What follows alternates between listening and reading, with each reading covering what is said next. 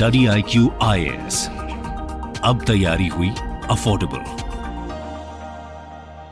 Welcome to study IQ's initiative the podcast. मैं आपका host Deepansh Moorjani आपका स्वागत करता हूं। द पॉडकास्ट की सीरीज के पिछले कुछ एपिसोड्स में हमने फंडामेंटल राइट्स और फंडामेंटल राइट्स के इश्यूज को डिस्कस किया। जो हमारे नए लिसनर्स हैं वो हमारे प्रीवियस एपिसोड्स को सुन सकते हैं। आज के एपिसोड में हम directive principles of state policy पर एक डिटेल्ड डिस्कशन करेंगे। सर, इंडिया का कॉन्स्टिट्यूशन वर्ल्ड में किसी भी इंडिपेंडेंट कंट्री का एक लॉन्गेस्ट रिटन कॉन्स्टिट्यूशन है। हमारे कॉन्स्टिट्यूशन में ऐसे बहुत सारे फीचर्स हैं जो इंडिया को एक रिस्पॉन्सिबल कंट्री बनाते हैं। उनमें से एक फीचर है directive principles of state policy यानी DPSP।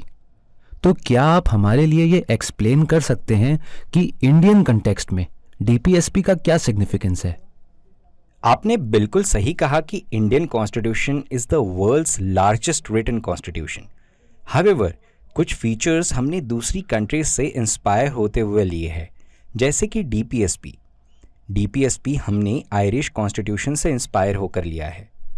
इंडियन कॉन्स्टिट्यूशन में DPSP को पार्ट 4 में इंक्लूड किया गया है और कॉन्स्टिट्यूशन मेकर्स ने कॉन्स्टिट्यूशन के माध्यम से स्टेट को ये रिस्पॉन्सिबिलिटी दी है कि वो लेजिस्लेटिव प्रोसेस के थ्रू इन प्रिंसिपल्स को इम्प्लीमेंट करे।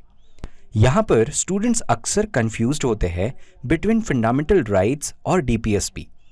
तो मैं आपको बताना चाहता हूँ कि fundamental rights are enforceable by court of law, परंतु DPSP को कोर्ट ऑफ लॉ के द्वारा इन्फोर्स नहीं किया जा सकता। Sir, directive principles of state policy ये जो आइडिया है इसका ओरिजिन कहाँ से हुआ? हमने तो इसे आयरिश कॉन्स्टिट्यूशन से बोरो किया, पर क्या इसका ओरिजिन हमें आयरलैंड में देखने को मिलता है या फिर किसी और कंट्री में DPSP का ओरिजिन हुआ? दीपांश, जो DPSP का कॉन्सेप्ट है वो स्पेनिश कॉन्स्टिट्यूशन में ओरिजिनेट हुआ और फिर उस आइडिया को आयरिश कॉन्स्टिट्यूशन ने अडॉप्ट किया था। आयरिश कॉन्स्टिट्यूशन के आर्टिकल 45 में DPSP का कॉन्सेप्ट मेंशन्ड है। इंडिया में, जैसे मैंने पहले भी बताया, DPSP part 4 of Indian constitution में मेंशन्ड है और पार्ट 4 में आर्टिकल 36 टू आर्टिकल 51 में DPSP का मेंशन्ड है। Directive principles of state policy का एप्लीकेशन आर्टिकल 37 के द्वारा गवर्न किया जाता है और इन आइडियाज़ का ये एम होता है कि इंडियन सिटीजन्स की सोशल और इकोनॉमिक कंडीशन को अपलिफ्ट किया जाए।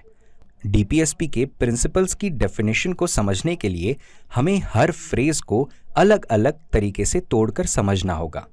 Directive plus principle plus state plus policy, इसका मतलब बहुत सिंपल है, यानी कि जो प्रिंसिपल्स जो स्टेट को गाइड करते हैं जब वो अपने सिटीजन्स के लिए पॉलिसीज बनाते हैं। ये directed principles of state policy एक गाइडलाइन का काम करता है स्टेट के लिए और लेजिस्लेटर्स को, यानी जब वो लॉ बनाएं तो उन्हें DPSP को हमेशा ध्यान में रखकर किसी भी नए लेजिस्लेशन को ड्राफ्ट करना होगा।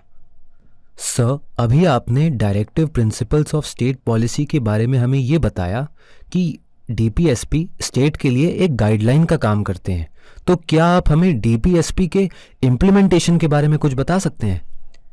दीपांश, अगर हम इंडियन लॉज को स्टडी करेंगे तो हमें पता चलेगा कि directive principle of state policy directly law या फिर किसी लॉ का पार्ट नहीं बनाते, पर जो लॉज हमारी कंट्री को गवर्न करते हैं उनमें कहीं ना कहीं हमें DPSP का रिफ्लेक्शन ज़रूर मिलता है। बहुत सारे लॉज और लीगल प्रोविजंस ऐसे हैं जो DPSP से इंस्पायर्ड होते हैं, क्योंकि DPSP का गोल होता है कि सोसाइटी की सोशल और इकोनॉमिक कंडीशंस को हमेशा इम्प्रूव करते जाए ताकि सिटीजन्स एक हैप्पी लाइफ को एंजॉय कर सके। अगर हम सिटीजन्स की बात करें तो citizens directive principles of state policy का यूज़ गवर्नमेंट की परफॉर्मेंस को एसेस करने में भी कर सकते हैं और ये रियलाइज़ कर सकते हैं कि गवर्नमेंट किन एरियाज़ में ठीक तरह से परफॉर्म कर रहा है और किन एरियाज़ में नहीं। इन प्रोविजंस को हम एक क्राइटेरिया मान सकते हैं किसी भी लॉ को जज करने के लिए। ये प्रिंसिपल स्टेट को रिस्ट्रिक्ट करता है किसी भी हार्श लेजिस्लेशन को एनैक्ट करे जो कि डाइवर्ट हो रहा है डायरेक्टिव प्रिंसिपल से। अगर हम डीपीएसपी के इम्प्लीमेंटेशन की स्पेशली बात करें तो बहुत सारे जुडिशियल जजमेंट्स के बाद ये कंक्लूजन निकाला गया कि फंडामेंटल राइट्स और directive principle of state policy में एक बैलेंस बनाना काफ़ी ज़रूरी है। जब भी कभी स्टेट कोई ऐसा प्रोविज़न करता है जिसमें डीपीएसपी को इम्प्लीमेंट किया जाता है तो कोर्ट्स भी काफ़ी कॉशियस रहते हैं कि डीपीएसपी और फंडामेंटल राइट की सैंटिटी को हार्म ना हो। हम ये नहीं कह सकते कि डीपीएसपी को इम्प्लीमेंट नहीं किया जाता, क्योंकि ऐसे बहुत सारे एक्ट्स हैं जिनको इनैक्ट किया गया और उन एक्ट्स में डीपीएसपी का रेफरेंस मिलता है। डीपीएसपी को बेसिकली हम ऐसे स्ट्रक्चर की तरह मान सकते हैं जो गवर्नमेंट को दिया गया है और गवर्नमेंट की फंक्शनिंग उस स्ट्रक्चर के अराउंड होनी चाहिए। गवर्नमेंट जो भी नए लॉज लाए वो उस स्ट्रक्चर के अकॉर्डिंग होने चाहिए ताकि सिटीजन्स के वेलफेयर को प्रोटेक्ट किया जा सके। हावेवर डीपीएसपी नॉन जस्टिसिएबल होते हैं, जिसका मतलब इनको कोर्ट के द्वारा इन्फोर्स नहीं किया जा सकता। एक सिंपल एग्जाम्पल के तौर पर समझते हैं।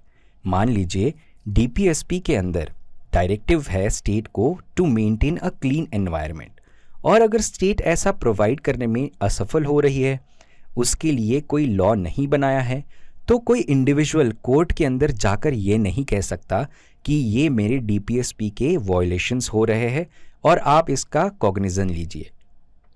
That is why DPSP are non justiciable, but they are as relevant and important as fundamental rights, क्योंकि ये सारी गाइडलाइंस स्टेट को एक मार्ग दिखाती है to perform their duty in legislation कि वो ऐसा लॉ बनाए जिससे इंडिया एक वेलफेयर स्टेट बने।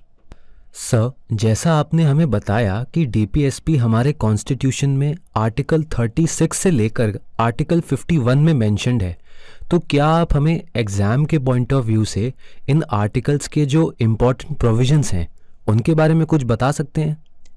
हम डीपीएसपी को जानने के लिए आर्टिकल 36 से लेकर आर्टिकल 51 के छोटे छोटे प्रोविजंस देखेंगे। आर्टिकल 36 के अंदर डेफिनेशन ऑफ स्टेट को एक्सप्लेन किया गया है, जो ऑलरेडी हमने पार्ट 3 के अंदर आर्टिकल 12 में फंडामेंटल राइट्स के अंदर पढ़ा था। वही आर्टिकल 37 में इन सारे डायरेक्टिव प्रिंसिपल्स को किस तरह अप्लाई किया जा सके वो एक्सप्लेन किया है। इस आर्टिकल में ये मेंशन्ड है कि जो प्रोविजंस इस पार्ट में हैं वो कोर्ट से इन्फोर्सिएबल नहीं होंगे। हालांकि ये प्रोविजंस कंट्री की गवर्नेंस के लिए बहुत ही फंडामेंटल होंगे और स्टेट की ये ड्यूटी बनती है कि वो इन प्रिंसिपल्स को ध्यान में रखते हुए लॉज को इम्प्लीमेंट करे। Next article, article 38। Article 38 44th constitutional amendment act से लाया गया, जो कि 1978 ईयर में इम्प्लीमेंट हुआ। इस आर्टिकल में स्टेट को सोशल ऑर्डर और वेलफेयर को प्रमोट करने के लिए गाइडलाइंस दी गई, जहां पर ऐसा सोशल ऑर्डर मेंटेन करने की बात की गई जो प्रोवाइड करे जस्टिस सोशल, इकोनॉमिक और पॉलिटिकल स्फीयर में। और इसी आर्टिकल में इनइक्वालिटी इन इनकम स्टेटस को हटाने की बात की गई और ऐसी कुछ फैसिलिटीज देने की बात की गई जो अपॉर्चुनिटीज प्रोवाइड करे not only amongst individuals but also amongst groups of people. वही हम देखें आर्टिकल 39 के अंदर। आर्टिकल 39 एक बहुत इंपॉर्टेंट आर्टिकल हो जाता है क्योंकि उसी के अंदर हमें 6 सबसेक्शंस देखने मिलते हैं। आर्टिकल 39 के अंदर ऐसे कुछ प्रिंसिपल्स को स्टेट को फॉलो करने की गाइडलाइंस दी गई है जो कि हम फॉलोइंग पॉइंट से समझेंगे। आर्टिकल 39 सबसेक्शन 1, इसमें स्टेट को ऐसी गाइडलाइंस दी गई है कि वो मेन और वुमेन की इक्वालिटी बनाई रखे, उन्हें मीन्स ऑफ लाइवलीहुड की प्रोविजन प्राप्त हो। आर्टिकल 39 सबसेक्शन 2 में कॉमन गुड अचीव करने के लिए मटेरियल रिसोर्सेज के ऊपर ओनरशिप और कंट्रोल जो कि कम्युनिटी के पास दी जाए और इन मटेरियल रिसोर्सेज को इस तरह से डिस्ट्रीब्यूट किया जाए कि वो एक कॉमन गुड को अचीव कर सके और इंडिया एक हार्मोनियस सोसाइटी को अचीव कर सके। आर्टिकल 39 सबसेक्शन 3 के अंदर स्टेट को ऐसी गाइडलाइन दी गई कि ऐसी इकोनॉमिक सिस्टम को डेवलप किया जाए जो वेल्थ इनइक्वालिटीज़ को दूर करे और किसी एक सेक्शन, व्यक्ति या कम्युनिटी के पास उस वेल्थ की, उस पैसों की कंसंट्रेशन ना हो। आर्टिकल 39 सबसेक्शन 4 के अंदर ये प्रोविजंस दी गई जहां पर equal pay for both men and women की बात की गई। वहीं आर्टिकल 39 सबसेक्शन 5 के अंदर ये प्रोविजंस वर्कर्स की बेटर हेल्थ की बात करता है एंड स्टेट को ये ड्यूटी देता है और वो छोटे बच्चों का शोषण होने से रोके। आर्टिकल 39 सबसेक्शन 6 के अंदर इस प्रोविजन में चाइल्ड हेल्थ की बात की गई जहां पर उनके फ्रीडम और डिग्निटी के लिए भी प्रोविजंस है और स्टेट को ये गाइडलाइंस दी गई कि वो उनका एक्सप्लॉयटेशन होने से बचाए। Now we will move on to the next article जो आर्टिकल 39A है। इसके अंदर इक्वल जस्टिस और फ्री लीगल एड की बात की गई जहां पर स्टेट को ऐसी ड्यूटीज से बाउंड किया गया जो किसी भी इंडिविजुअल को लीगल सिस्टम के अंदर जस्टिस को प्राप्त करने के लिए इक्वल अपॉर्चुनिटी प्रोवाइड करता है और स्टेट ऐसी अपॉर्चुनिटीज को किसी भी सिटीजन से डिनाई नहीं कर सकता। नेक्स्ट आर्टिकल आता है आर्टिकल 40। इसके अंदर ऐसे विलेज पंचायत की बात की गई जहां पर स्टेट को ऐसी गाइडलाइंस दी गई कि वो ऐसे विलेज पंचायत बनाए जिनके पावर कंसंट्रेशन की उन्हें सेल्फ गवर्न करने के लिए और इफेक्टिव फंक्शनिंग के लिए हेल्प हो।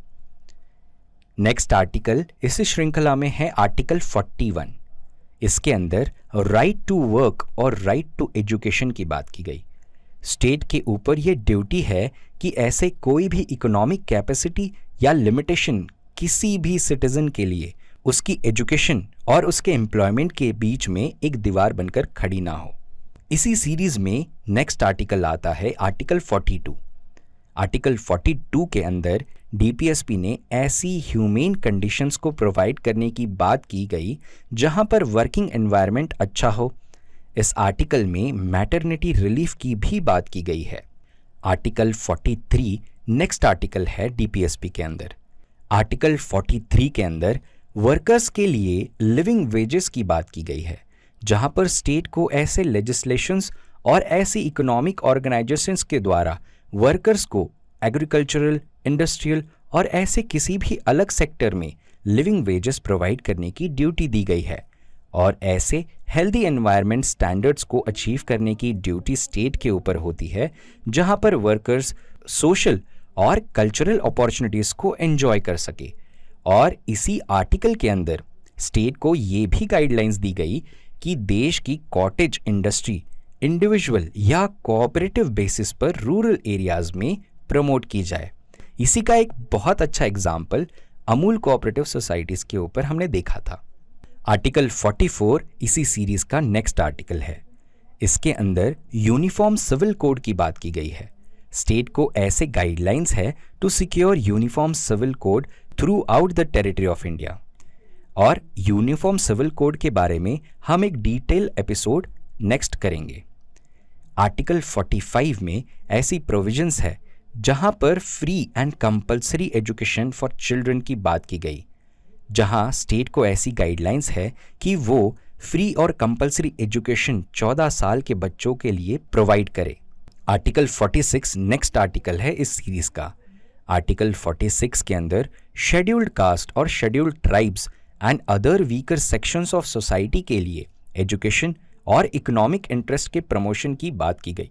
आर्टिकल 47 के अंदर स्टेट को यह ड्यूटी दी गई to improve nutrition and living standards ताकि पब्लिक हेल्थ को इम्प्रूव किया जा सके।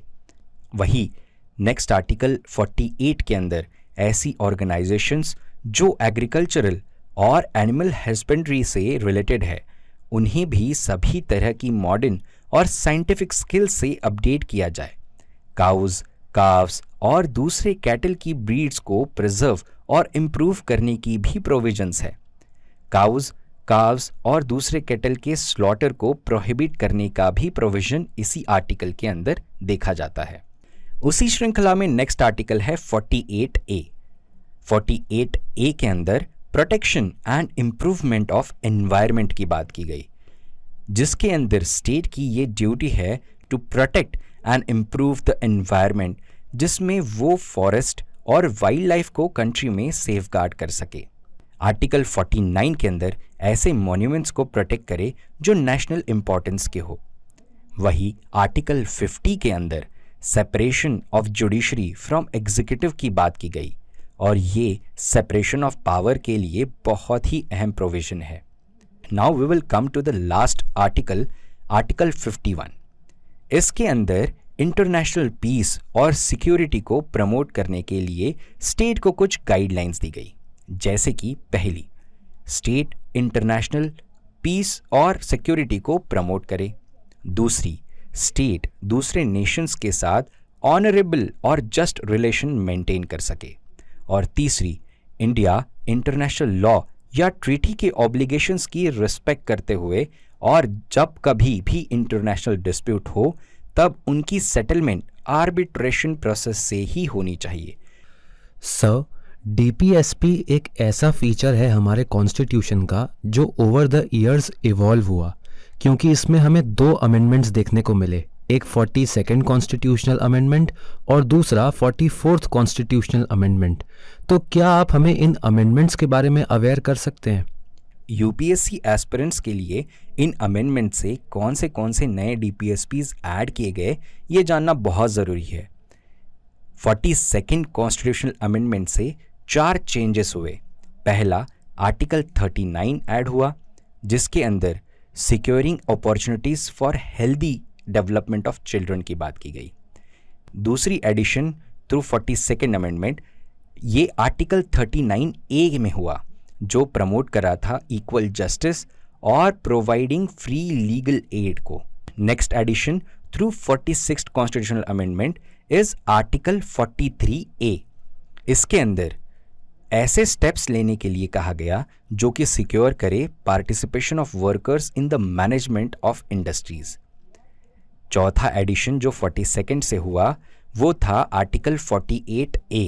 इसके अंदर एनवायरनमेंट को प्रोटेक्ट करने की बात की गई। इसी के साथ हमने 42 के अंदर जो भी चेंजेस हुए वो देखे। Now we will look at 44th constitutional amendment act से क्या ऐड हुआ था। 44th कॉन्स्टिट्यूशनल अमेंडमेंट एक्ट से आर्टिकल 38 ऐड हुआ, जिसके अंदर ऐसी प्रोविजंस है कि state income, status, facilities and opportunities में जो इनइक्वालिटीज़ है उन्हें ख़त्म करने के लिए लॉज बनाए। अब हम देखेंगे 86th कॉन्स्टिट्यूशनल अमेंडमेंट एक्ट ने क्या चेंजेस लाए। आर्टिकल 45 में ये सब्जेक्ट मैटर को चेंज कर दिया कि एलिमेंट्री एजुकेशन को एक फंडामेंटल राइट बना दिया गया अंडर आर्टिकल 21A। उस अमेंडमेंट के तहत स्टेट को ये ड्यूटी दी गई कि वो सभी 14 साल के बच्चों को अर्ली एजुकेशन, केयर और एजुकेशन प्रोवाइड करे। उसी के साथ हम 97th कॉन्स्टिट्यूशनल अमेंडमेंट एक्ट द्वारा क्या चेंजेस हुए वो भी देखेंगे। 97th कॉन्स्टिट्यूशनल अमेंडमेंट एक्ट से आर्टिकल 43B ऐड हुआ। इस नए डीपीएसपी के तहत स्टेट को कोऑपरेटिव सोसाइटीज़ की अपलिफ्टमेंट की ड्यूटी दी गई। इस नए डीपीएसपी में वॉलंटरी फॉर्मेशन और autonomous functioning of cooperative societies की भी बात की गई। सर, आपकी हेल्प से हमने सारे डायरेक्टिव प्रिंसिपल्स को समझ लिया। अब हम डीपीएसपी की इम्पोर्टेंस समझना चाहते हैं और ये भी जानना चाहते हैं कि क्या इन प्रिंसिपल्स के कुछ लिमिटेशंस भी हैं। बिल्कुल दीपांश, डीपीएसपी वेलफेयर स्टेट को इस्टेब्लिश करने के लिए काफ़ी इम्पॉर्टेंट हो जाता है, पर इनकी कुछ लिमिटेशंस भी हम देखेंगे आगे। पहले हम इनका इम्पॉर्टेंस देखते हैं। पहला इम्पॉर्टेंस है सोशो इकोनॉमिक राइट्स के लिए। फंडामेंटल राइट्स सिर्फ पॉलिटिकल राइट्स को प्रोवाइड करता है, लेकिन डीपीएसपी सिटीजन्स की सोशल और इकोनॉमिक राइट्स को भी प्रोटेक्ट करता है। दूसरा इम्पॉर्टेंस सस्टेनेबल डेवलपमेंट के रास्ते पर चलने के लिए ये एक गाइडिंग लाइट है। डीपीएसपी उन प्रिंसिपल्स को बोला जाता है जो एक वेलफेयर स्टेट इस्टेब्लिश करने में हेल्प करता हो, और डीपीएसपी एक तरफ इकोनॉमिक प्रोग्रेस में हेल्प करता है, वहीं दूसरी तरफ एनवायरनमेंट की सस्टेनेबिलिटी की भी बातें करता है। जहाँ पर चाइल्ड हेल्थ की बात होती है, जहाँ पर न्यूट्रिशन की बात होती है, जहाँ पर एजुकेशन और हेल्थ कंडीशंस की बात होती है, और यही सारे गोल्स हमने सस्टेनेबल डेवलपमेंट गोल्स के अंदर भी देखे थे। तीसरा इंपॉर्टेंस डीपीएसपी का इनइक्वालिटीज़ को हटाना है। लिबरलाइजेशन और ग्लोबलाइजेशन के साथ देखा गया कि सोसाइटी में इनइक्वालिटीज़ बढ़ गई थी। एक रिसर्च के अकॉर्डिंग इंडिया के रिचेस्ट 1% 40% ऑफ नेशनल वेल्थ को होल्ड करते हैं। जब इकोनॉमी में सोशलिस्ट पैटर्न से लिबरलाइजेशन की तरफ ट्रांजिशन हुआ तो इनइक्वालिटीज़ इन इनकम भी बढ़ी और ये स्टेट की ड्यूटी बनती है कि वो इन इनइक्वालिटीज़ को कम करे थ्रू टैक्स स्ट्रक्चर्स, सब्सिडीज़ और वेलफेयर स्कीम्स। और इन सब के लिए डायरेक्टिव प्रिंसिपल एक गाइडिंग लाइट होता है। नेक्स्ट इंपॉर्टेंस डीपीएसपी का अकाउंटेबिलिटी है। डीपीएसपी इसीलिए भी इम्पॉर्टेंट हो जाती है क्योंकि वो सिटीजन को अलाउ करता है कि वो गवर्नमेंट की अकाउंटेबिलिटी हमेशा हमेशा मेंटेन करे। और नेक्स्ट इंपॉर्टेंस है डीपीएसपी ह्यूमन राइट्स को भी प्रमोट करता है। जैसे कि हमने देखा डीपीएसपी सिटीजन्स को ह्यूमन वर्क कंडीशन प्रोवाइड करने की बात करता है। ये काफ़ी ज़रूरी बन जाता है क्योंकि वो स्टेट को बाध्य करता है कि वो अपने सिटीजन्स को equal wages, equal work provide करे, उनको जेंडर के बेसिस पे डिस्क्रिमिनेट ना होने दे, उनको एक अच्छी और हेल्दी वर्क एनवायरनमेंट प्रोवाइड करे। ये सारे ह्यूमन राइट्स को प्रोटेक्ट करने के एक साइंस है। अब हम डीपीएसपी के कुछ लिमिटेशन समझने की कोशिश करते हैं। डीपीएसपी, जैसे कि हमने पहले डिस्कस किया था कि इसे एनफोर्स करने के लिए कोई लीगल कोर्ट एक्शंस नहीं है। डीपीएसपी नॉन जस्टिसेबल होते हैं उनके नेचर में, जिसका मतलब उन्हें कोर्ट के द्वारा लीगली एनफोर्स नहीं किया जा सकता। दूसरा लिमिटेशन ये है कि वो कॉन्स्टिट्यूशनल कॉन्फ्लिक्ट के बीच में फंस जाता है। बहुत बार देखा गया है कि डीपीएसपी की वजह से सेंटर और स्टेट में कॉन्फ्लिक्ट होते रहता है, सेंटर और प्रेसिडेंट के बीच में भी कॉन्फ्लिक्ट होते रहता है, और चीफ मिनिस्टर्स और गवर्नर के बीच में तो कॉन्फ्लिक्ट हमने देखा ही है। तीसरा लिमिटेशन ये है कि डीपीएसपी का कॉन्फ्लिक्ट फंडामेंटल के राइट्स के साथ भी होता है। इसको डिटेल में समझने के लिए हम नेक्स्ट एपिसोड में फंडामेंटल राइट्स वर्सेस डीपीएसपी को कवर करेंगे, परंतु एक लाइन में समझाने के लिए ऐसा है कि अगर डीपीएसपी इम्प्लीमेंट करना है तो कभी ऐसा हो सकता है कि किसी इंडिविजुअल का फंडामेंटल राइट कॉम्प्रोमाइज हो रहा हो for the larger community good. तो ये दोनों का कॉन्फ्लिक्ट कैसा है, उसको कैसे रिजॉल्व किया गया है, देखा जाए तो डीपीएसपी की कुछ लिमिटेशंस तो है ही, पर ये प्रिंसिपल्स किसी भी कंट्री की गवर्नेंस के लिए फंडामेंटल हो जाते हैं। डीपीएसपी आज भी रिलेवेंट है क्योंकि डीपीएसपी की वजह से एक बेटर इन्फॉर्म्ड और प्रोडक्टिव सोसाइटी के एग्जिस्टेंस पॉसिबल हो सका। डीपीएसपी का एम एक वेलफेयर स्टेट बनाना है जो कि एक कॉमन गुड है और नेशन का एम भी। Sir, thank you for giving this valuable information to us. Dear listeners, आज के एपिसोड को हमें यहीं पर कंक्लूड करना होगा। हम नेक्स्ट एपिसोड में एक नए टॉपिक के साथ आपसे कनेक्ट करेंगे। तब तक आप बने रहिए स्टडी आईक्यू के साथ एंड कीप स्टडिंग। आप study IQ presents the podcast को कुछ ऑडियो स्ट्रीमिंग प्लेटफॉर्म्स पर भी सुन सकते हैं, जैसे Apple podcast, Google podcast, Hubhopper, Spotify, Kuku FM, etcetera. Links comment section में पिन है। Thank you.